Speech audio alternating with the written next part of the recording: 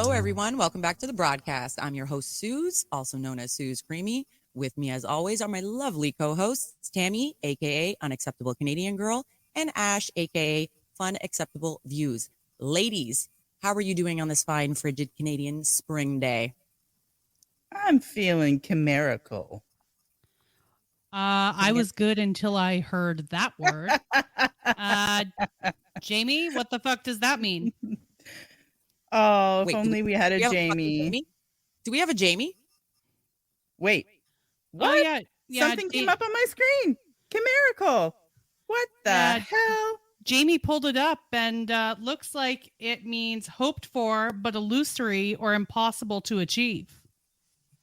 Also wildly fanciful and highly unrealistic. I learned so much from you, Ash. Well, I am glad you are feeling great. Fantastic. Well, ladies. Yes. We're going to get I'm into excited. it. We are going to talk about transgenderism. Oh, shit. Now. Oh, boy. Shit. Right. Oops, now, am I allowed originally, to say that? I know I said that maybe my nephew would have been joining us, but unfortunately, he could not make it today. So he'll need to join us maybe on another episode. I'm sure we can talk about the subject for days because unfortunately, this rapid trend, let's call it a trend because that's what it feels like, doesn't seem to be going away anytime soon. And we clearly still got so much work to be done on that issue. So when we he need does more come than an on, hour. Exactly. So when he does come on, we can then talk.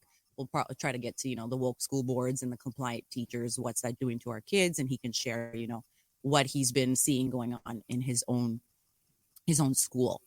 But we're going to have a little chat about how maybe deciding to transition can and does, indeed affect those around us, like the people in their lives, and not just the person that's transitioning. So we do have a special guest with us today who is going to tell us his firsthand experience with someone who was very close to him transitioning and how that affected him. So say hello, ladies, and welcome Hayden to the show. Hayden, how are you? Thank you so much for joining us. Thank you for having me. I'm doing very well today. Hey, Hayden, what's up? Not much, just here to talk about transgenderism. Yeah, that thing we all love to talk about. First, I just wanted to touch base on kind of give the listeners an idea of the difference between transgender and transsexual. Because nowadays in society, they actually are portrayed kind of differently. The medical term or clinical term for transsexual is actually transgender. However, transsexuals are not reclaiming it as transgender. Many transgender people are not actually transsexuals. So again, transgender is the medical term to transition, but transsexual is the medicalized term of transitioning with hormones and surgery. So a transsexual would be someone who actually suffers from gender dysphoria, therefore seeking to change their gender or live their life as the opposite gender. Where in today's world, transgender would be someone who believes gender to be, non-binary and believes in all those other, made up genders, they, them, z's, or snowball, whatever. Which is why, you see a man with a beard dressing like a woman and calling himself a transgender or a woman, when the fact is he doesn't suffer from gender dysphoria at all and is essentially just playing dress up for God knows what possible reason, right? Mm-hmm. So I actually did speak to a couple actual trans people, transsexuals, to sort of get their take on the two differences, between the two nowadays. One of them that I did reach out to was Duchess Lois of Alberta, and her handle on Twitter is Duchess_L. So I'm going to call her she. She lives her life as a woman, but is a biological male, and will gladly say that. She actually is fighting alongside parents, just like Jack Dan is, who is part of the gay community. To sort of help parents fight this gender ideology that we're seeing happening, pushing it on our kids and making it more trendy, right? So she had described it that transgender was, a word that's been co-opted by people who don't actually suffer from gender dysphoria and they are just gender fluid and call themselves transgender. So it's been colonized by so many, TRAs, which are the trans right activists, that true transsexuals do not want to use the term anymore, and they don't want to be associated with that term. That's So just so the interesting. listeners can have an idea between, nowadays when you hear transgender versus transsexual. That's interesting. I didn't know any of that. I didn't know any of it either. So, Hayden, welcome to the Thank you. show. To my understanding, you have firsthand experience someone very close to you at one point in your life had decided to transition to the other gender. Tell us a little bit about that story. Yeah, sure. So I was seeing this girl just when I was a couple of years ago. I was 21, and we were together for about 2.5 years. And, I was very close to their family. I was like head over heels in love with this girl, and I thought I was going to marry her. I was like looking at rings and stuff. I was very heavily invested in this. We'd go on family trips together. Like we were very, very close. And then we were about to sign our first like lease on an apartment together.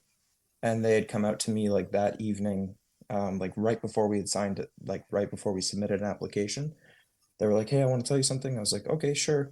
And then it turns out they're like, "Yeah, so I think I'm non-binary and I want to try and explore whatever that means." Because like at that point, I had no idea what it meant. I was just kind of like in shock. Like I don't know. Like I had an idea of what it meant just from, like growing up in school in very progressive neighborhoods and having a lot of progressive friends who are very left-leaning. Mm-hmm. And then she had told me this, and I was just like, okay, well now I need to, like do some research, right? So I ended up doing like some research and with them for like a couple of weeks, and just getting to the point where I was just like, and I knew it in my heart that I didn't want it in my life. Like not, that sounds a bit harsh, but just the idea of it to me seemed like wrong, and I was just, I was taken aback, and then like it wasn't what I was attracted to, right? Mm-hmm. Sorry, So can I I was ask a quick very, question? When you yeah. said them, who's them? Okay, I guess I'm kind of in the habit of saying them, but she, Oh, I'm like, sorry. or Okay. she, sorry, like she to they, right? So I was again with wanting to be respectful, because at the end of the day, I would be respectful of people's decisions. I don't have to agree with them. But Mm-hmm. yeah, I definitely was like taken aback and in shock, and ended up doing all this research. I didn't take it so far out of like the non-binary scope, but what they were talking Mm-hmm. about with me was they were exploring like what that would look like, whether they wanted to make any like physical changes or be more masculine. The whole thing was about like being more masculine. And as time went on, like a couple of weeks into this, I was just like, I can't do this, right? Like for myself, like um it wouldn't be fair to either of us if like I stayed in a relationship that I didn't want to be in, and then they were with somebody who, didn't want to be with them, right? Mm-hmm. So it was very hard, like very hard to deal with. And it really like was pretty, I guess, like traumatic in a way, because I had built such great relationships with the family and the friends. Like all of our friends were tied together, and all of our family was tied together. We were super close. And then like in like hours that was gone, right? Like not a single person would reach out. It made me feel like I was very much like the bigot, and it was very difficult to deal with.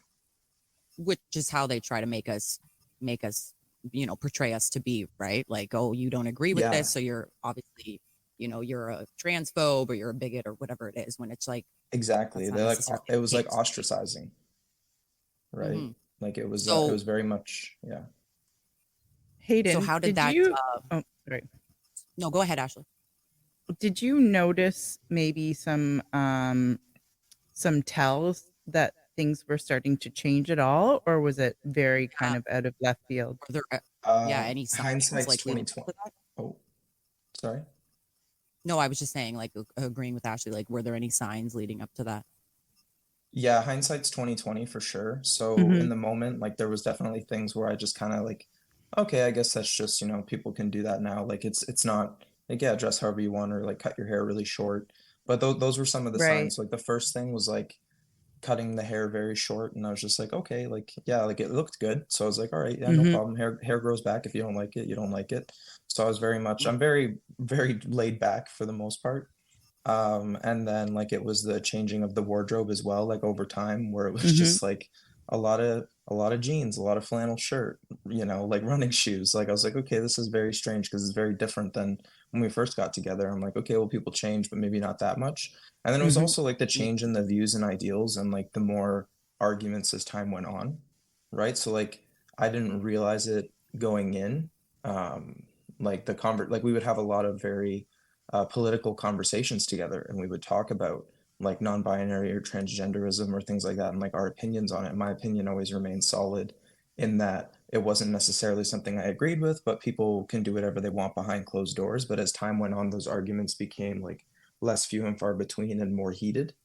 So it's Mm-hmm. very much like, like I said, hindsight's 2020. So I look back now and I'm like, oh, that was just like you need to hear me out. I need to, you know, make you be on my side, right? Yeah. Right. Right. Hayden, how long had you guys known each other? We had known each other a lot longer than we were dating, or I guess in a relationship. I met her when we were in high school, like maybe like the 10th grade. So by the time we started dating, we'd known each other for about 4 years. And then we dated for 2.5. So it was like 6.5 years I knew this person. Wow. And only in And the Wow. last 6 months, it was like, well, I wouldn't even say the last 6 months, but like, let's just say from the haircut. I'm not trying to be funny, but from the haircut. So like maybe yeah, 6 months before we broke up, when they Mm-hmm. started to change their appearance and be more rigid with their views on things. Yeah, about 6 years I knew them. and do you, with the change that you saw in her, um what do you think kind of drove some of that? Or I mean, if you think there was anything that drove it, was it anything in school, or an outside influence of any sort? Hmm. What do you think it was? I definitely think it was outside influences, but it's also, I would say, maybe a bit of like schooling as well, and some of maybe like I don't want to say indoctrination because schools, even for me, I only got out of high school maybe 8 years ago. It was a very different place than it is now, and I know that Hmm. having a younger sibling who's in high school right now, right? And you know what? I think even then it was just the move to be progressive was just such an in thing to do. Like I know, Suze, I think you said earlier, like you called it a trend, or it seemed like kind of Yeah, trendy. like trendy. And in high Yeah. school, like even for me, like in the later years of high school, so I was graduating class of 2017. So 2016, 2017, um, we like it was very like it was becoming almost trendy, or at least that's how it felt to people who weren't a part of it because it was just so rapidly coming into play. And then at that point, I kind of, went into the 9 to 5 job, college, all that. So, it was my world, but I think it was definitely some of the school. And then And also like outside influences like social media for sure. I think that's a big player in Hmm. all of it. why do you For think sure. schooling? Like, was there something in particular that you recall from schooling, or? It was just the like, so you have like your teachers, right? And as parents, you trust that when you send your kids to school, the teachers are going to teach them right from wrong, and they're going to teach them about real life. And I think a lot of it in the later years of me being in school was a lot of just like, we're just going to say yes to everything and keep everybody happy. So instead of really diving in and having good discussions and actually talking things out, it was a lot of, okay, people can just do whatever they want, say whatever they want, and we're just going to keep everybody calm while we try and get through another 8 hour school day. Right. So I think that's what it was like for us at the time, where when all these things were coming about, nobody wanted to say anything. And it was all just very much like, yeah, okay, like that person's that person and they're like this for whatever reason. And you should just leave them alone. Right. So would it be fair to say that you didn't see much of a push from the school board side on that stuff, and it was just more a case of them not kind of wanting to get into trouble, so we just accept everything? Or do you think that there was a push from the school board side? When I was in school, I wouldn't say that there was a push from the school board side.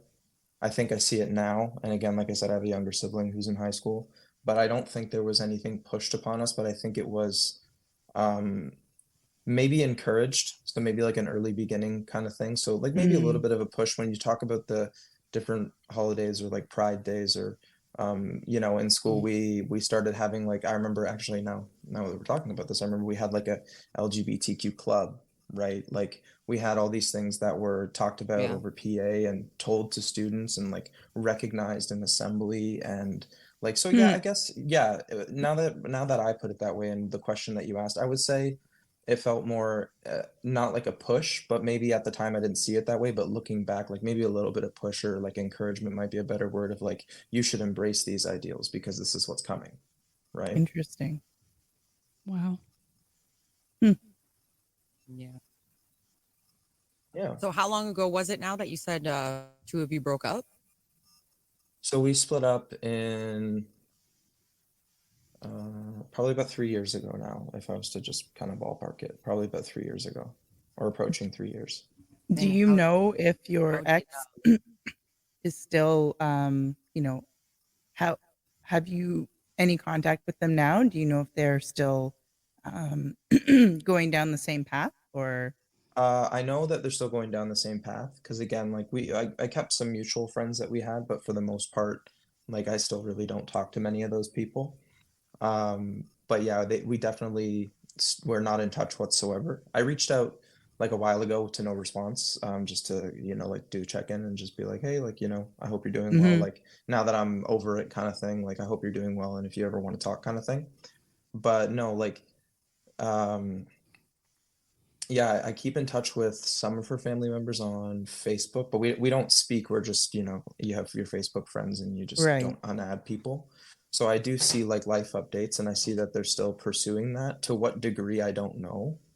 But they definitely have taken a different like appearance, I'd say. Not so much like drastic appearance, but definitely like if I look at pictures when we first started dating versus now, I'm like, oh, hold on, what happened? Right. Right? wow. And her Yeah. family, like at the time, was supportive with her decision, or were they kind of? Yeah, they were like super supportive. So they were very left-leaning, like Trudeau, but like very open about it. And to me at the time, being Shocker. young, you're right, being, being young and in like my early 20 or late teens, early 20s, right? Um, like I didn't really care much for politics. Even now, like to be completely honest, I don't care much for politics, but I care when it starts to affect myself and other people that I care about, right? And me being affected by this is when I started to care about this, right? But yeah, her family in full support, Yeah. like just totally like there was nothing wrong about it at all. Or there was like I wouldn't even say like that they thought there was nothing wrong about it, but there was no discussion, there was no questioning, there was no like, why do you want to do this? It was just this is what it is. And I remember like the night that we split up was right after like a family kind of vacation we went on. And I remember like the night we split up and like I had such a great time out with her family and everything. And I remember just like we split up and cut ties completely to everyone. And I had like not a single person reach out, not a farewell, nothing. And these were people like I was over at their home for dinner 4 nights a week, you know, Wow. and they had been over and they'd met my family and like very much like you knew we were going to be together for a long time and that was cut short because of this. So but her family was in full support. That was one thing that made me feel like more bigoted than anything, was because I was thinking at the end of the day, like even people like maybe like Yeah. her dad or like her brother would like reach out and be like, hey, like, you know, sorry that this just kind of came about so quickly, but like, you know, it was nice to know you, you were a nice guy, like, you know, I always treated them like, you know, worship the ground they walk on kind of thing, like I'm a gentleman, right? Very romantic, and I treated them very well, and you know, it was very shocking. And then like to not even get like a peep from anyone was just like, I think that might have actually been the most heartbreaking thing, That's was like I hurtful. just Yeah. felt like not a single person was on my side. And then like so like let's talk about the mutual friends, right? So we have all these mutual friends together, and then not a single one of them has anything to say in regards to like, you know, the decision you made was okay. Like a lot of them were reached out and were like, hey, I'm sorry to hear what happened. But like I'd be like, well, what do you think about what happened? And they'd be like, oh well, I don't want to have an opinion on this. And then it's just like, Yeah. okay, so Everybody's not a single afraid. person is going to tell me that the decision that I made was okay when it was a decision for my own life. right? Hmm. Like it was a decision that I made because I'm like, no, I'm not going to have any part of this for my life. And again, I have pretty traditional values. Like my family's Christian, rooted in, I guess, well, rooted in Christianity. And like, I want that traditional lifestyle. So to me, I'm like, I'm not having any of this, but to not have a single bit of support, right? It was very interesting and very shocking. And Yeah, that's and when that's that the problem. weaponized, Well, sorry, no, I I was was just just going going to to say say that's that's the when that problem. weaponized compassion comes in. And, Yeah, like it's very dangerous and very insidious because um they feel like they can't have an opinion on it, but at the same time they're also ostracizing a good person who's just making a choice for themselves. And I'm talking about you, Hayden. Like, Thank you. it seems unfair that um this weaponized compassion goes one way and it's like, no, no, we have to support this person, but yet you Hayden gets called like a bigot for not supporting his ex. And it just seems like, well, you know excuse me, Hayden's just making a choice as well for himself, and exactly. Hayden isn't the one who changed. So it's a very it's very messed up, this idea of weaponized compassion, and that it, like, it goes so one way, and then on the other side they just don't care if they hurt feelings of the other people who are still being decent people. Exactly. And they Well, also yeah, and don't want I to be like, portrayed a certain way either. They don't want to then be called a bigot or a transphobe or anything like that, right? So Right. they water and they just play it safe, right? They're like, oh no, no, this is what the masses are telling me to think and how to respond and how to speak to these issues. So I don't want to be labeled as anything specific. So I'm just gonna go with the flow.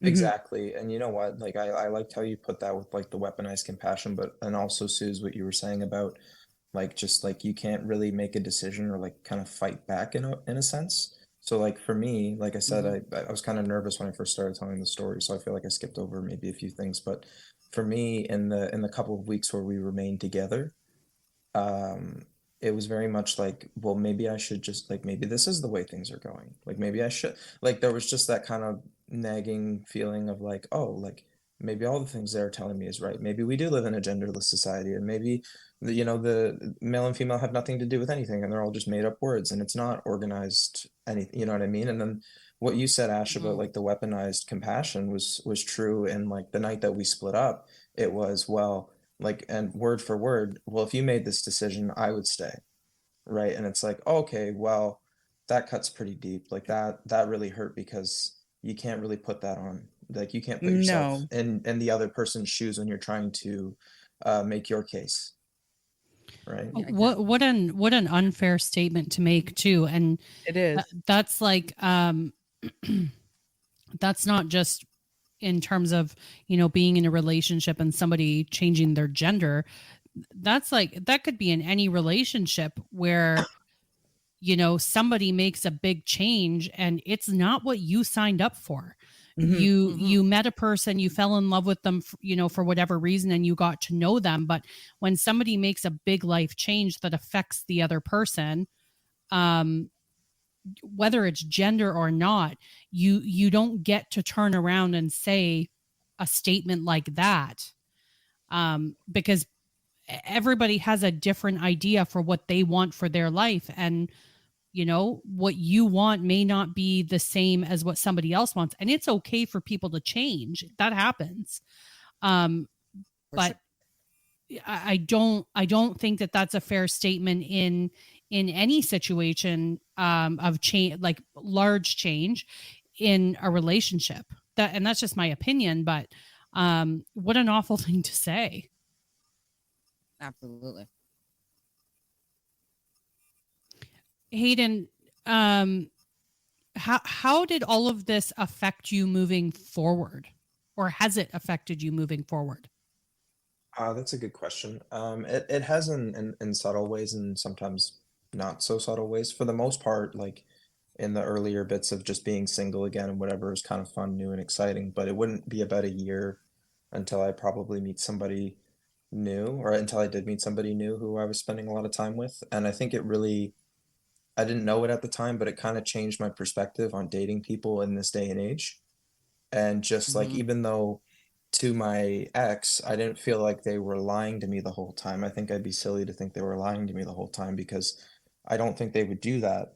They were trying to figure themselves out, and like I get that part now more than ever, but it's also like it changed my perspective where I'm like, well, I have no idea who's saying who they are out there. Like it made me think it kind of twisted what dating was. And I'm like, I don't know if the next person I'm gonna go on a date with is just gonna be the same thing, or like I might find out sooner than later, or it might be like a more drastic change where like you get more into this like transgenderism where it's like if somebody were to hide Yeah, that, kind of puts that like fear it's in some like, it put a bit of fear in me, Mhm. exactly. Like if somebody like I don't want to say it can hide it pretty well now, but like sometimes you'll see somebody and you'll just be like, yeah, that's pretty well indistinguishable from like a female that I'd be attracted to, Mhm. right? Like sometimes it's that good.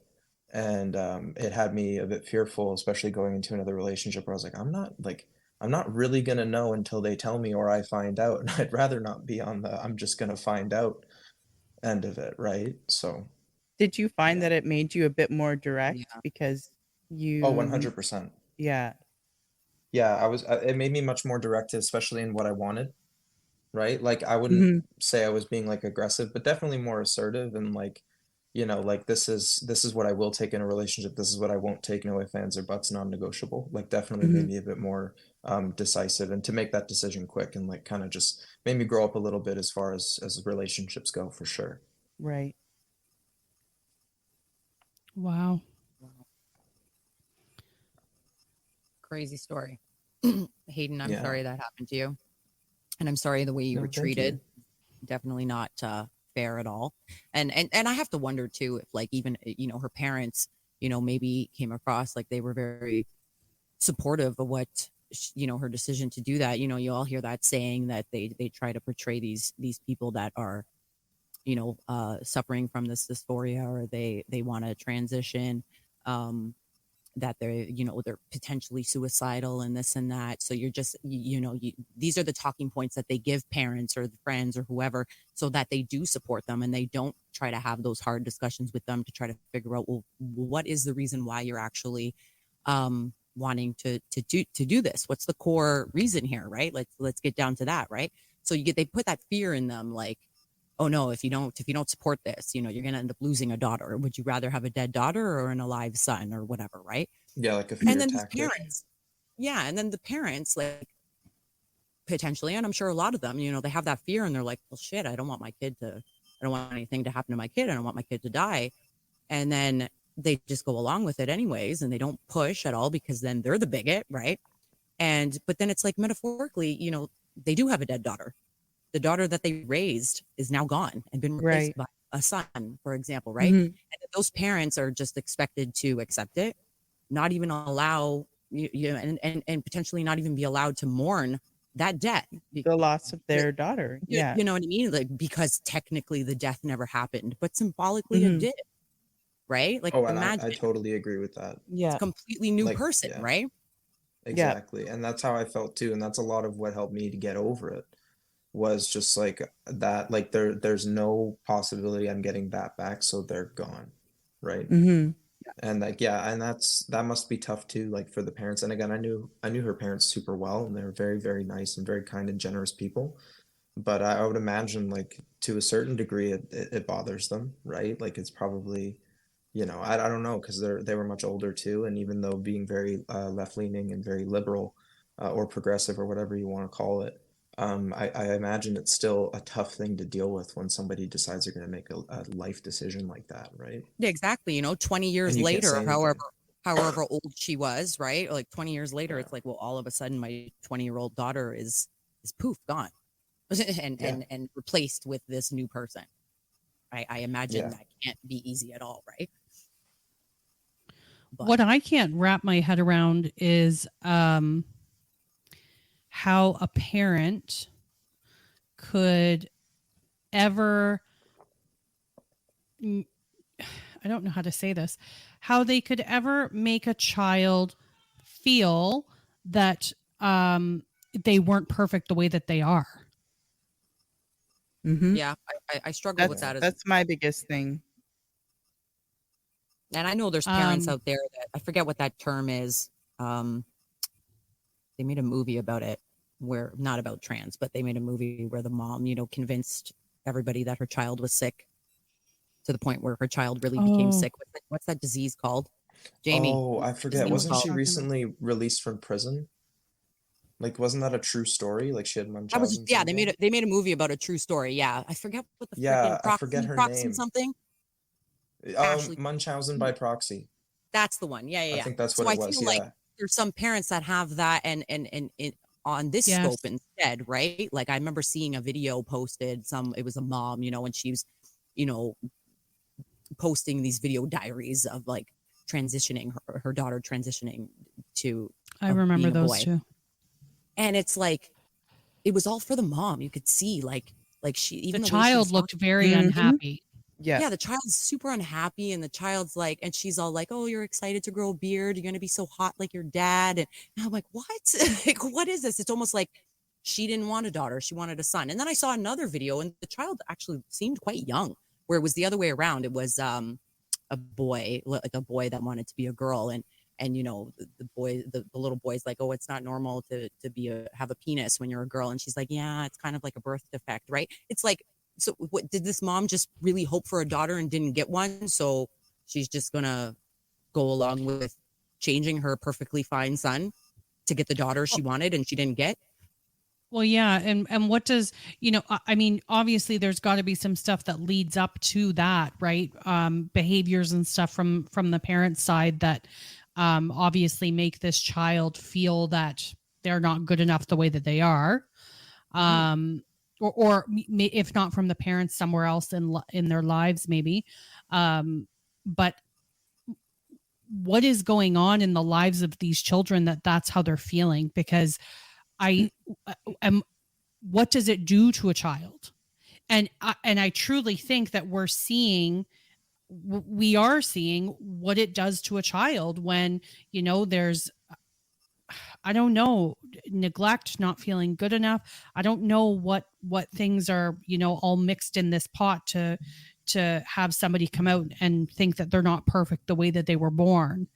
But there's got to be stuff leading up to it, and definitely I think you know part of it now especially is a big trend, Mhm. and that's so, like, to me that's probably the most dangerous thing, because we see how people follow trends. TikTok is a good example of that. You get a TikTok dance and everybody's doing it, and that's a trend that's kind of fun, but some of these things are dangerous. Like, look at things like the Tide Pod challenge, and you Yeah. know again, now we're moving into like changing your gender and stuff like that. But these trends that are going on are, when it starts to get into this kind of territory, um, they're ruining lives. And it's not just the lives of the people going through it that are ruined. There's collateral damage. And Exactly. Mhm. Hayden is a good example of this, where this doesn't just hurt one person. This hurts a lot of people. And I do think to some degree, the parents also need to be held accountable for, um, encouraging this to a certain degree. I understand, I think to a certain degree, the parents are also brainwashed right now, with the whole, oh, well, your kid might commit suicide, or, whatever. That's such a Um, dangerous, line to go down with it the, is. "Oh, Yeah. would you rather a dead son or a dead daughter?" Yeah. Because there are so many there's okay, this kind of goes back to the idea of the fake modeling that we were talking about last week, where, there's no proof that this is actually the case, that they're going to commit suicide if they it's also putting it into the kids' heads, Yeah. Yes. right from the get-go by the doctors, and there's no proof that they're going to be happier, in 10 years down the road when they've been on puberty blockers. Who knows what that's going to be doing to their bodies, to their systems. Um, there are a lot of people who are now detransing, and they're so unhappy with, what has happened to their bodies. Some women who transitioned into, um, men now can't have children, or they can't breastfeed, or there are all these horrible things, and it's like, how do you know that your child is going to be happier as another gender, Exactly. and not way worse off if they decide to change their mind? You don't, and I think that's the really scary thing. That this is getting younger and younger, and you know, I guess we're all around the same age, and think about where you were at in, your early 20s or even your early 30s, because I'll speak openly here. In my early 20s, I was engaged to somebody, and I we were together for years, and I realized that's not what I wanted, and I broke it off, and that was in my 20s. And Mhm. I say that because, you know, even after that, I still didn't know what I wanted. I'm 40 years old, and most Mhm. days I still don't know what I want. Mhm. Yeah. Like Or it's a journey, right? not It's a not that I don't whole know what I journey. want, but I'm still changing all the time, and Still a you work in know, progress. yes. Exactly. Yeah. Exactly. Yes. I just want to Um touch on something Jamie gave me here regarding gender dysphoria and whether or not it's a coping mechanism. And then I have a question for Hayden. So it says here there was a study reported on information that parents reported about their children's peer group dynamic, social media use, and prior mental health issues. It expected that rapid onset of gender dysphoria could be a social coping mechanism for other disorders such as depression and anxiety caused by trauma. So just to circle back to, like, was there something within these people's lives coming from their family life or their parents, etc., that maybe kind of directed them to this path? And I'm wondering, Hayden, do you know, like, because I'm sure you've dated her for 2.5 years, you knew her for a total of 6. Do you know of any, like, potential childhood trauma that she may have dealt with that she confided in you? Not that you need to tell us what the trauma was if there was, but I'm just curious. No, and I don't know that I would speak on it even if I did, but as far as trauma, like, no. And even if there was, it's probably that they didn't share it with me. Even though we were Mhm. together for a long time, and at the end of the day, like, I would have trusted them with anything, and I'm sure they would have trusted me with anything. And I mean, to come out to me and only me at the time, which I think I missed that as well, that they had a lot of trust in me.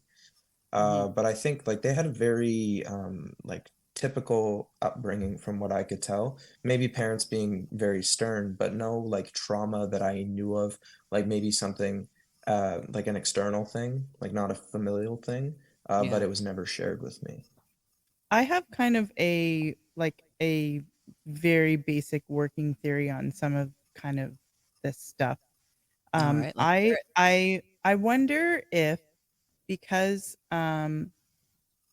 this is happening in Western societies where um, families in general are fairly well off, compared to other parts of the world, and so a lot of um, drama kind of needs to be created in people's lives just to feel something.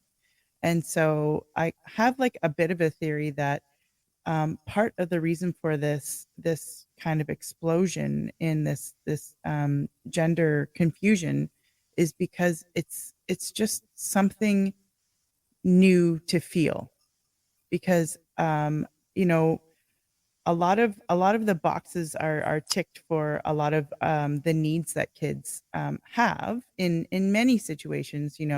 They Mhm. get enough food, they have a shelter over their heads, they go to school, they have decent clothes, and so um, and a lot of time is spent on screens now. You're not getting a lot of like outdoor time where you're challenging yourself in different ways physically.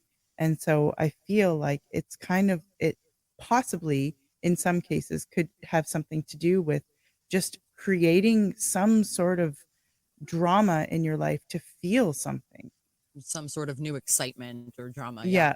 Yeah. And Or like even an if it attention thing. Yeah, and I do think that we have an epidemic of narcissism in our society right now, and whether people understand that they're being narcissistic or not, everything they're like, even just how much focus is put on children from when they're babies, and they have, like so many videos and photos of them, and like it's very much this like all about the kids, which is good to a certain point, but then you get into like helicopter parenting, or what I call bulldozer copter parenting, where the parents can actually, like take away any challenge in the kids' lives because they want to make life easy for them, but then they're not Mm-hmm. learning how to do things on their own, and they're not feeling the reward of undergoing a challenge and then coming out the other side and feeling like they met the challenge,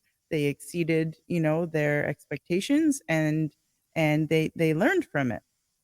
And so and so I think there's a lot of this sort of surface level, um uh you know thinking about what you look like, or like all the selfies and the there's a lot of sort of vanity stuff going on that can be, you know related to thinking about your identity, and a little bit less about thinking about others. I don't Makes know. sense. Yeah, I'd say that's pretty spot on. I know when I was in high school, public school, whatever, this didn't exist. Like now I grew up in rural southwestern Ontario, but um it just didn't happen. There was no, I never knew a transgender person. Mm-hmm. Mhm. Yeah. I never knew of anybody that wanted to change their gender. I was a Yeah. tomboy.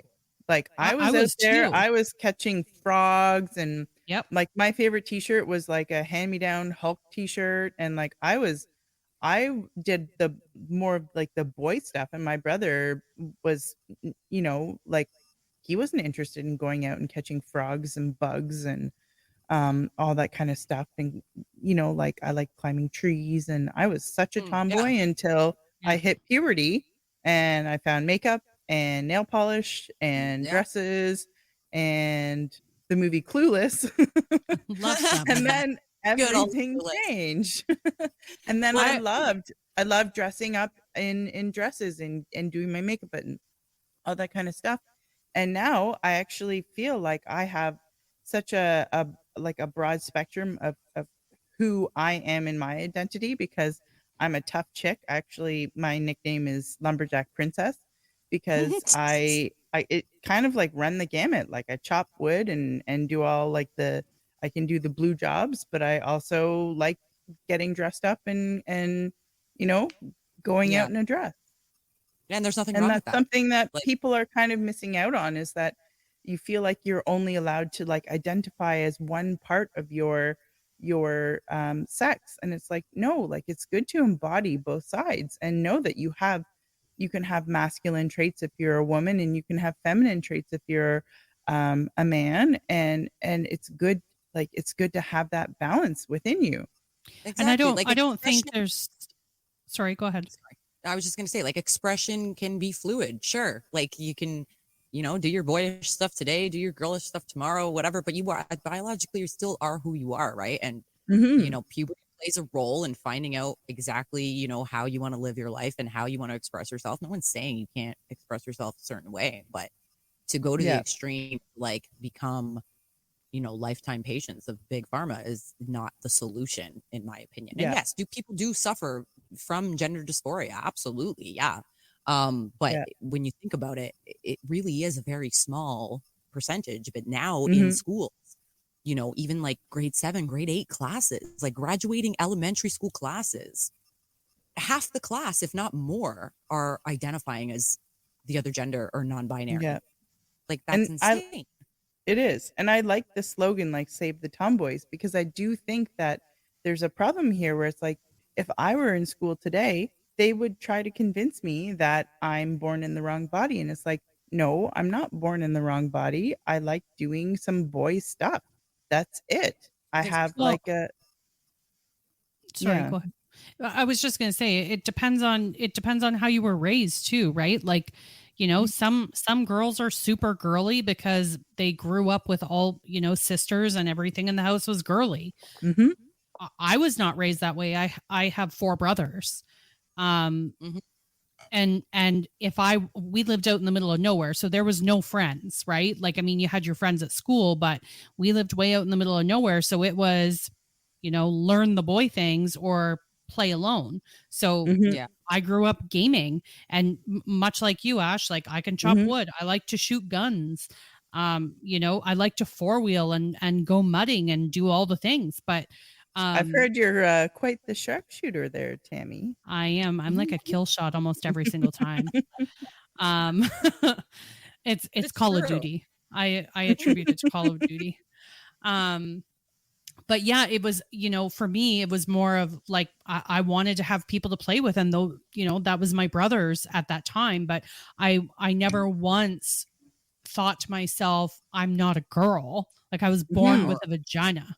Yeah. Yeah, or I want to be a boy or whatever. Like myself, like I grew up with brothers as well. And yeah, it was either like if I wanted someone to play with, I was doing whatever they were doing. We were playing with, WWF wrestlers, Yeah. games or whatever. And if I didn't want to do that stuff, if I G.I. wanted to play, Joes. with Barbies, I was playing by myself, right? And now, like, fast forward to my life now, we are a household full of women, with the exception of my husband and the dogs, right? So Mhm. and once I hit puberty, I did, become a little bit more girly, and that carried on into my adult years. And my kids are 2 girls, and at their age they are actually quite girly. I'm not like trying to push that on them. They just are portraying, I guess, what's around them or whatever, and they have Mhm. each other, right? So that's just kind of the path that they're on. They do still like some of the boyish stuff, but it's not like over the top where they want to do it all the time. They actually hate the boys at school and all that stuff. Yeah. It's like the So, girls so against boys all the time. yeah, normal child behavior. I Yeah. I do think that there's something a lot more insidious at play with some of this gender stuff as well. And I wouldn't be your resident conspiracy theorist if I didn't say it. Hmm. Of course. Pharma makes a lot of fucking money Well, yeah, Mhm. on people that are on puberty blockers for life. Yep. absolutely. So, and not only that, and now I did see, and I don't know, maybe we could get Jamie to look this up, but there was a number associated with what a doctor makes for doing the gender surgeries, Oh and God. it was large. I can't Uh, remember the number, and I don't want to speak to it. no, if Jamie finds it and I see this number, I'm gonna lose my mind. It's I it's feel quite I the feel like it's a number. number I don't want to see. Is it more than what It's Greta quite the makes? number. What does Greta make again? I can't remember that either. Isn't it like Sorry, Greta. 250,000 per? Greta makes 250,000 per appearance. Fuck She that makes bitch. that much money? She makes that much money. Yes, she sure Oh does. my God, I'm in the wrong business. Yep. Yeah, you need to start fighting You just fires gotta out Climate there, start change. man. saying, Let's go, start saying, climate change. "How Let's go. dare you?" Yeah. Climate Oh change. It's my all about God. climate change. That's where the money's at. That and this. I don't know. But I yeah, think I'd rather fight for climate change. she makes big coin. Damn. Definitely. Yeah, big I coin. was.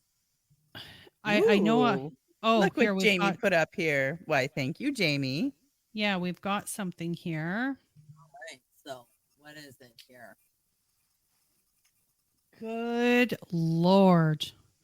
Transgender surgery is comprised of several surgical procedures that you can avail individually or as a package. The average transgender surgery cost for each procedure typically ranges from $1,500 to $26,000, but the total for all could be as high as $200,000 to $300,000.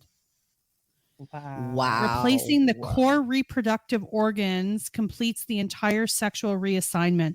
The male to female vaginoplasty is estimated to be somewhere between 20 and 50,000 or even higher for the female to male phalloplasty and complete testicular implantation.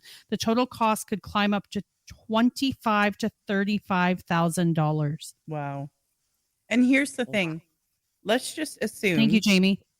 Thank you, Jamie. Sorry, I have a lozenge in my mouth. I'm trying not to cough on the show.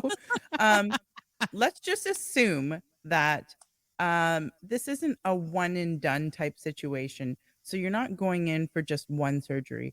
There, Nope. there are lots and lots of instances where they have to go back in to have different types of surgery done to correct what's been done, or to or let's just say maybe once they've had let's say like the big surgery done, the phalloplasty or the old bonus hole, the neo vagina, then they might look to have their breasts done, or they might look to maybe feminize their face like Dylan Mulvaney. And so Yeah. you're not just talking about the cost of the one surgery, you're probably looking at lifelong addicts to plastic surgery. Yeah, to Yep. surgeries, and then all of the drugs that they need to take with And them, then all whether of the it's drugs. estrogen, Yeah. whether Well- it's testosterone, etc. Yeah. And don't forget about the infections that follow. Yeah. Yes, and all So- the antibiotics needed, etc. to clear all Correct. that up. Mhm. Oh yeah. So I'm It's just a going to close the lifelong- case on my pharma theory. Your pharma theory is 100%. It's valid. correct. Oh, and we've Yeah. got something else up here. Ooh, what'd you send us, Jamie? What did Jamie give us now? Sex reassignment surgery market size in 2022, $623 million. 2032 value projection, $1.9 billion. Come on. Wow. What the fuck? So Fuck, I this hate is this interesting. It says the growth drivers are increasing prevalence of gender dysphoria, rising awareness among the transgender population regarding sex change surgeries, Mm. increase in sex change volume globally, and favorable government initiatives. Mm-hmm. Pitfalls and challenges: high cost of the procedure, rise in incidence of sex change regret, and risks associated with surgical procedures. Okay, so let's talk about this. Growth drivers. Increasing prevalence of gender dysphoria. So as a population, we're just going to accept that there's just suddenly an increase of prevalence in gender dysphoria. Bullshit. Exactly. Mhm. Something is happening. Now, I've read different things. Ashley, I think what you said is a huge part of it. I've also read that that the chemicals being sprayed on our foods are causing a lot of health issues, and when I say health issues, mental issues. So, you know, anxieties and depressions and things like that. Yeah. I think it could very much be a combination of that and the trends and things like that. Nobody can convince me that now that people are aware that they can change their gender, they're like, oh, you know, thank God, because for 40 years I've been feeling like a man. No, And now, yeah, hallelujah, I can be a man now. Yes. it's bullshit. Yeah, it's Yeah. complete bullshit. And then what favorable government initiatives? What does that even mean? And shame on the government. You know, fuck the government, There's a because shocker. yeah, Mhm. these government initiatives, you know, the government works for us, and this isn't even in regards to the transgender issue, but just across the board, the government works for us. The government should not be in your home ever.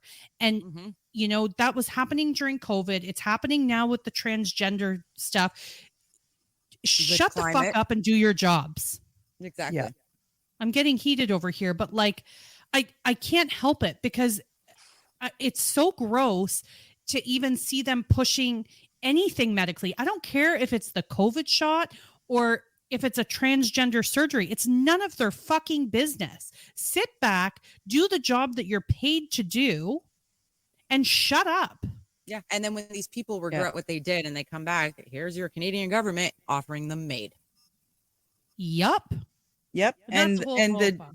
the then D-trans harvesting people or get organs. none. The D-trans people get none of the support that they got when they decided to transition. Yeah. They become pariahs in the community. and They get censored. yeah. They a lot of them get deplatformed. Mm-hmm. And you know what?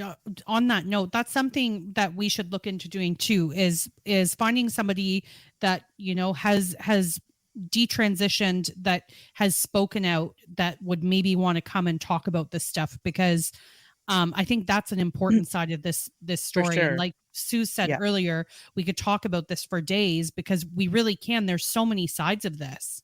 Mhm. Yeah, I know someone absolutely. who maybe I'm friends with on Twitter.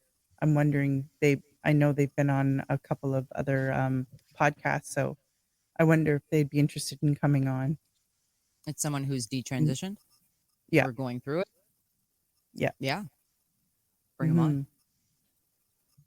Like I think that would be great. And I think this is something that we should continue to cover from all angles, because up until we talked about having Hayden on the show, I really had never considered. I mean, I knew obviously there's people out there that are with somebody and the person is like, just kidding, I want to be a boy now. And I knew that there was people on the other side of that, but I had never considered how those people felt until we started talking to Hayden and had decided to bring him on the show. And it's eye-opening, to say the least. Mm-hmm. Yeah. Yeah, and like we were talking about earlier with Hayden, the asinine treatment that you get just for being who you always were. I mean, Hayden didn't change. Hayden just, you know, was just status quo with how things were Exactly going, the and then all same. of a sudden, God forbid. yeah, it doesn't make sense that the weaponized compassion then comes into play and you become an evil person for just wanting what you always had Yeah. wanted. And Yeah. actually, Hayden, I wanted to ask you, what did your parents think about all of this? Good question. It's a great question. My parents were very, like, I guess, like, supportive of me, but in a sense of, like, they had an understanding of what happened. Like, they're not totally out of touch with, current, like, social politics, I guess you'd say. But they were very much, like, again, in support of me as their son. It was kind of like they were both shocked, and for lack of a better term, like, they were like, okay, well, maybe you kind of dodged a bullet here, right? And not in like a bad way, like, no shade to them, but realistically, like, is that something that you would want to deal with in your life going forward, right? That's definitely an Uh, added complication for you. and that too, because then I'm Yeah. thinking, like, because I want to be respectful of their decision, but at the same time, like, I'm getting, like, I think that's the only, like, support that I got was from my parents, realistically. Because, like I said, I had a younger sibling who's in high school, and, like, it's not that they weren't supportive, but we definitely had a difference in opinion, that's for sure. Yeah. Well, how old is that? Them How being old was that sibling at the time? at the time 14, And so now that sibling would be what, like 17. ish. Yeah. And how is that sibling now in school? Like, kind of still on the other, like No decided ideals. Like, again, still very left-leaning progressive, but nothing like, like, we have really good open discussions more and more so as she grows up. So, Yeah. she doesn't have any political, she's not married to anything politically, right? Or at My least, like, question socially as well. my question is, so when somebody decides to transition and they're in a relationship, I don't understand how they don't understand that taking, when they start to take hormones and they become the, the opposite gender. well, they I don't actually don't become the opposite gender. well, okay, but but Let's just make that clear. let's just say no, okay, you're right, but they start taking on the appearance of someone of the opposite Yes. gender. So Mhm. a woman would start having, well, because of the testosterone, they grow more hair and their voice drops. And Right. how is it that it's just expected that the partner they're with is supposed to be attracted to the other, to the changes? I'm Like, with you Well, on that. that's exactly how, like, I felt, like, like again when I was thinking about it, because there was that time where I was like, well, maybe I should just stay because this is the way that things are moving, I guess, right? Mhm. And then I kind of think about it and I'm like, well, I'm not attracted to that either. Like I could see it. Like, you know, I was a Yeah. few like looking a few steps ahead. What does that look like for me? And I'm like, not what I want. Like, you know, Yeah. like Yeah. it might be fine right now until, you know, 2 years from now when it's like they're a completely different person. Yeah, Mhm. and that's not fair. And you've seen articles thrown out a million times, like, oh, if a man doesn't date a trans man, he's a transphobe. Like, no, like, No, he's just Yeah. not Well, gay. and reading Yeah. all or a that trans sucks woman or too. whatever. It'd be like, well, no, because he doesn't like dick. Like, what? That doesn't make him a Yeah. I Yeah. trans. think I think that like reading stuff like that too was very tough because you want to try and find like somebody who's on your side about it, right? Mhm. And not like I never thought in my wildest dreams that I'd have to find somebody who's on my side about this either. But it was just like when you read things like that, and then because I'm getting this kind of cold shoulder treatment with zero closure from people, it's very tough because it's like, oh, so everywhere, every direction I turn in, like there's not a single person on my side. So, you know, logically that leads me to believe maybe I'm the problem. But then, you know, And you that's what spend more they time want thinking you to about it. think. They Yeah, want you and to you spend think more time that you're thinking the about it, problem. and Well, then you like, know, yeah. it's kind of reminiscent of being unvaccinated in the pandemic, Hmm. where they made you feel like you were alone, so you wouldn't talk to anybody about it and you wouldn't have the conversations. And I think a lot of what we're seeing right now is people. I want to believe, anyways, that people as a whole don't agree with this garbage. Yeah. But everybody's too afraid to say something. So, people are Yep. feeling alone. And Yep. Hayden, your friends that were kind of like, oh, I don't want to have an opinion. That tells me that they probably didn't want to be caught in the crossfire of, potentially being called a bigot or Mhm. a Yeah. racist or whatever other name they call us when we don't agree with body mutilation. Well, exactly. And you know, I talked Yeah. to some of those people today and the conversation's different, right? Like it's just, you know, we can have a more open discussion about it. There's one friend of mine though who's by my side the whole time who like just doesn't care what he what he says about anything. He's got his opinions and he's setting That's them. good. And it was Good. people like that who I really were like, I need to surround myself with people who are not afraid to say what's on their mind because I'll say even with that person, there's 75% of the things he says I don't agree with, but we're still really good friends and we have good discussion, right? Yeah. And We that have to Yeah, we have to surround ourselves with other people who are willing to say, speak their truth, because excuse me, the confirmation bias out there is really dangerous.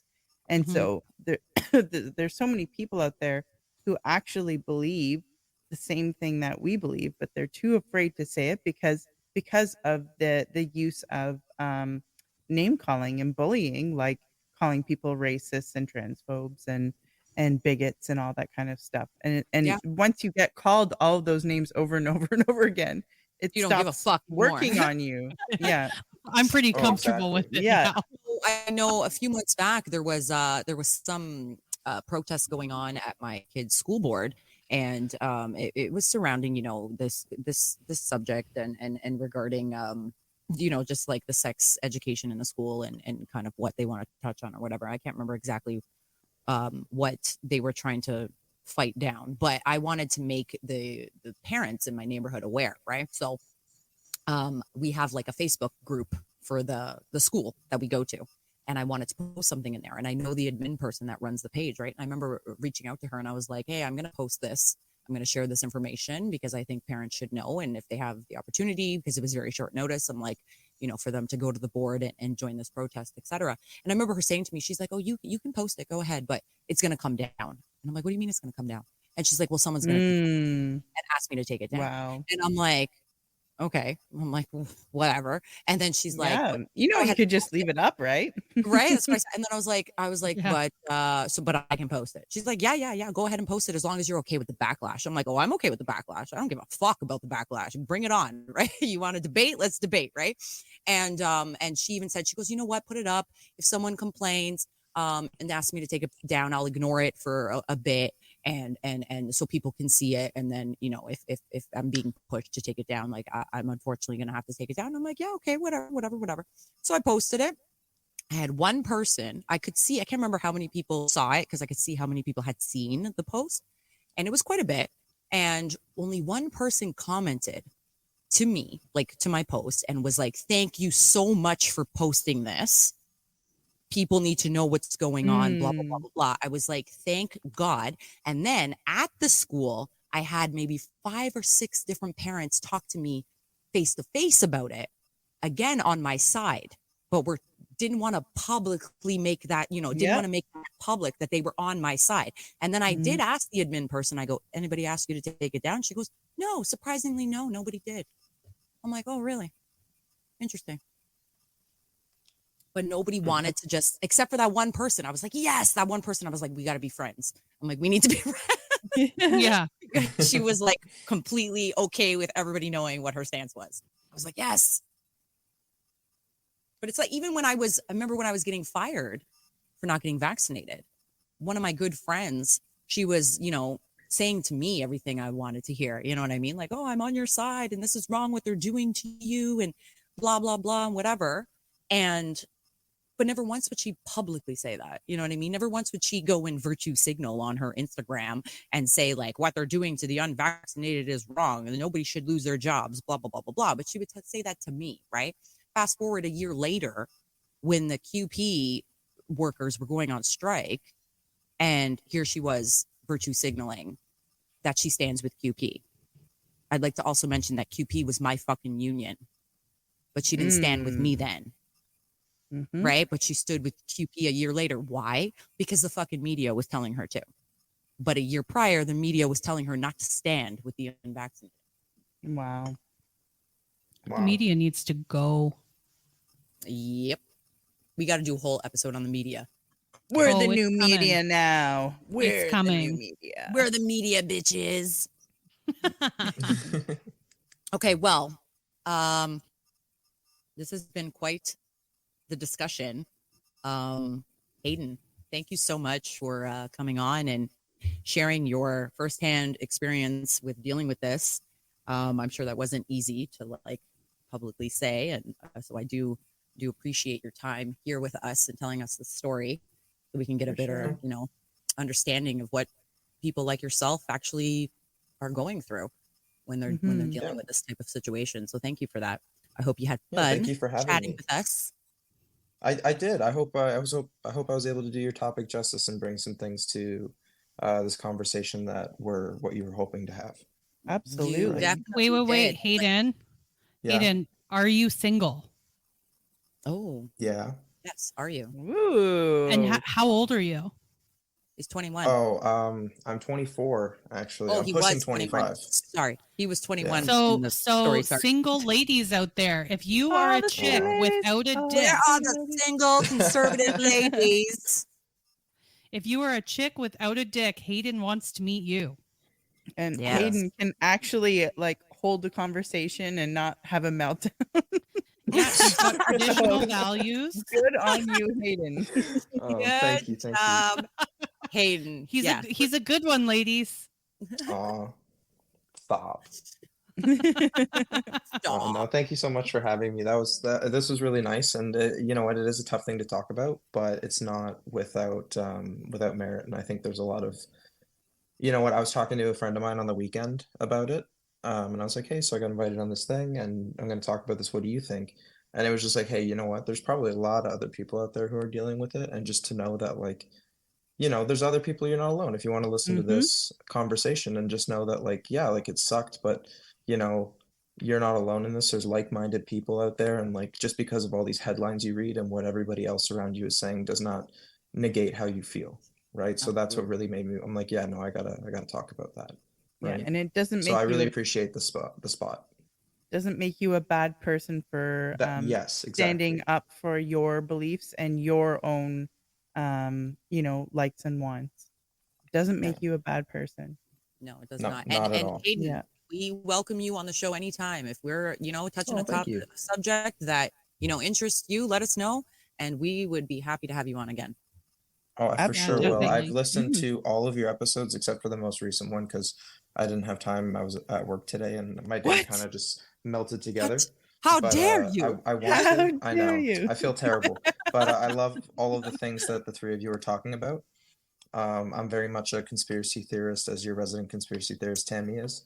Not to the same degree, but I hope to one Nobody day get there. But You know, is your so tinfoil hat on right now? my tinfoil hat is always on, Suze. Good answer. I That's could what go we like. anytime. Excellent. Nice. All right, thank you so much. Yeah, and Tammy. single ladies, if you're listening, Oh yes, you heard them. single ladies. You know, drop us a message and we will set it up. Tammy, Suze.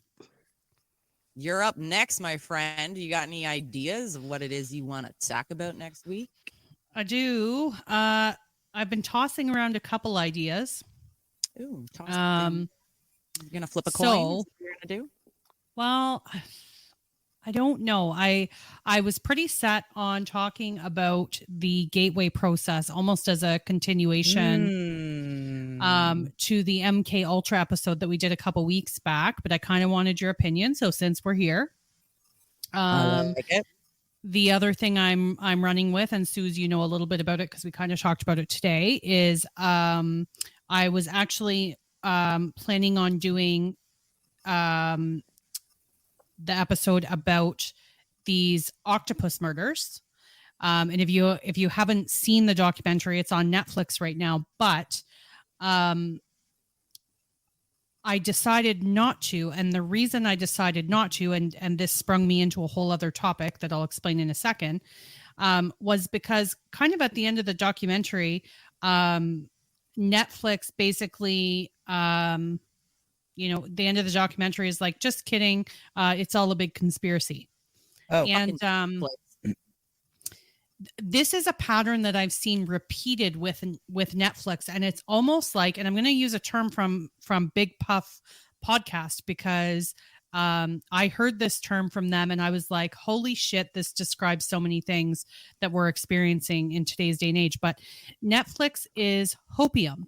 And basically what they do is they'll put out a documentary that almost makes you think, hey, they're trying to bring light to something. They're one of the good guys. Yes, exactly. And then they'll do a whole documentary about it, but at the end of it, they'll say, just kidding, and there's something to disprove the entire thing. And the octopus murders, for anybody that is more on the conspiracy side, if you know about MK Ultra, you likely know about Richard Helms, and what an awful person he was, and he was very much tied into these octopus murders. So there's a lot of people that are named in this documentary that if you know. So I have a hard time believing that one person at the end can just disprove this entire thing. I would recommend everybody watch it, but I think that might be where I'm going with next week's episode, is kind of talking about, the hopium that Netflix and other companies like this kind of try to give, and then they take it away. And it almost is reminiscent of Project Mockingbird, where they use the media to kind of brainwash the public. And I don't think that that's ever ended, by the way. Never. So what do you guys think, knowing, and I know you guys know a little bit about the gateway process, but I would like your input. I like it all of it. Can we do all Suze. of it? I think that we should talk about I think I want to watch the documentary, and then we can just go through it and discuss it and whether we think it's actually valid. So do we want to do the documentary? Yeah, let's do it. Right. And the gateway one is the other one with the binaural beats and stuff. Yes. Well, Right. Maybe, you know what? Maybe young Jamie has an opinion on this. Well, I also wanted to ask Jamie if he had any final thoughts on what we discussed today, but also if he's got opinion on Sorry, is this thing working? Is this thing Oh, working? Jamie! Jamie! There you are, Perfect Jamie. timing. Did some good work today, Jamie. Thank you. Just bought a microphone, plugged it in, and Awesome. yeah. Good job. before Good job. today's show ended, I was just gonna add a couple of points if you don't mind. Yeah. Please. Yes. Go Just ahead, to Jamie. cap it off, if anything. So the way my brain works is I always think about like the globalists, the elite, the Illuminati, whatever you want to call them. A bunch of your listeners probably agree there's someone out there that falls under like the top part of the pyramid. So for what we talked about today, let's say like the transgender population is walking through the doors of a doctor, let's say, and whatnot, and those people that are greeting them or giving them a pill or offering them a surgery and stuff like that. But it doesn't seem to me, and I'm open for a perception correction, that these people are trying to lessen the amount of people walking through their door. It seems to me like the more the merrier. You know what I mean? I agree. Yes. So, like if you're a doctor that's treating broken bones and stuff like that, you would want less people coming through your door with broken Right. bones and shit like that. So for me, it leads back up to the people at the top of the pyramid, your globalists, your Illuminati, your elite, whatever you want to call them, are using this to their benefit in a handful of ways. And one of the ways would be depopulation, confused genders, less procreation. Eugenics still exists. It's just cloaked in a different presentation. Yeah. Boom. Right. So that's one way. And then you create countless of genders. Eventually that leads to a genderless society, in my view, anyways. Again, open for a perception correction. But and then that segues into transhumanism. And I'm sure we've all heard about that being on its way. Mm-hmm. What's And- transhumanism? Sure have. Eventually the connection of biological and Jamie, would technology. you like to? Oh, I get it. I just never heard that term before. Got it. Yeah. And what you guys talked upon too, pharma and meds. Mm-hmm. Right. So while you guys were talking, I researched some stuff. 2023 in the US, over 50%, just over 50% of the transgender youth, don't know what that definition is, like the age gap. So take it with a grain of salt there. Contemplated committing suicide. Right. So if you're going to contemplate committing suicide, you're going to ask for meds to stop those thoughts. Wow. So when you get those meds, back to what you guys said before, it pays pharma, it makes pharma money. So then you end up getting meds that are for depression and anxiety. Then you look into mass shootings and how many of those people were on meds similar to for depression and anxiety. And if you look at this one place I found, they conducted a study that was funded by the Department of Justice since 1966. 23% of mass shootings had the person was on pills for depression and anxiety. Wow. Wow. You don't wow. say. Wow.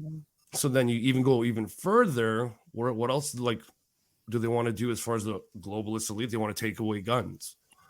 Mm-hmm.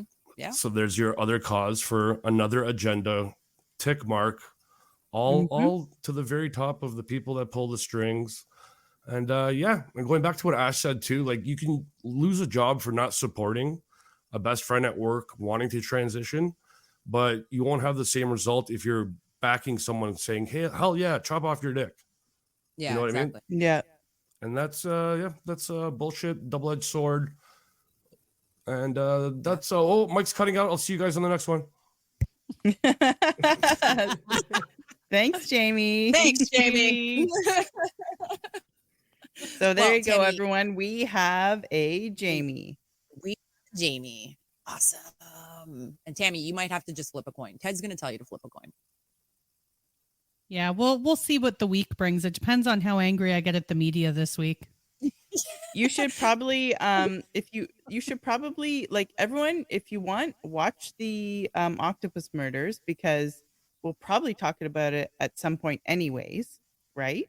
Yeah, Yeah, for So sure. want to for be sure. kind of like, and then also read the 27 pages that Tammy told me to read. Yes. Yes, they're in the CIA reading room. Look up the gateway process. It's So- good so- stuff. If you haven't read it yet, it's good stuff. I haven't. So maybe You we should should. actually like pre-post both of those things this week from the broadcast, so that people can poke around, and then maybe we should do a survey.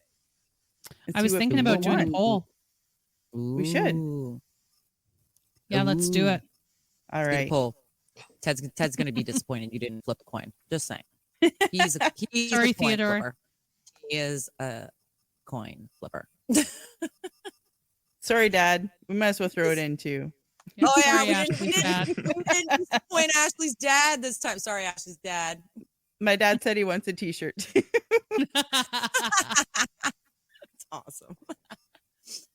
All right, guys, I think we're just going to wrap it up then. Hayden, again, thank you so much for joining us and telling us your story. We appreciate you so, so much. And again, you are welcome back anytime. Jamie, thank you for doing such a fantastic job today. You didn't even get ragged on. Like, good job. Good job, Jamie.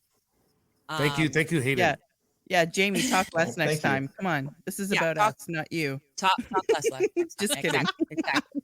Joe's calling. Well, Joe's calling. I gotta go. We love you, young Jamie. Fun speaking with you as always and spreading nothing but misinformation. I hope our listeners enjoy the hour plus of nothing but bigotry, and we will catch y'all next time. Bye, everyone. Bye. Bye.